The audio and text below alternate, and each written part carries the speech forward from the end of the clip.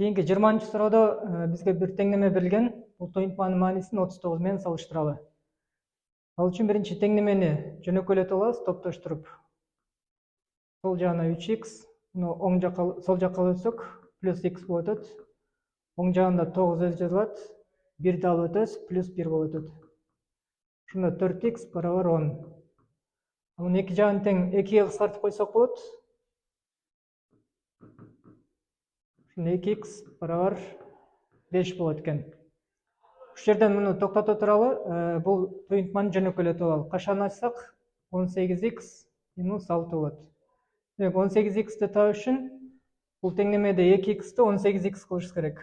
18x кылыш үчүн мунун эки жагын тең 9га көбөйтсөк болот. Ошондо 18x барабар 45 болот. Демек 45'ти бул жердеги 18x'ин ордуна коебуз. 45 минус 6 барабар 39.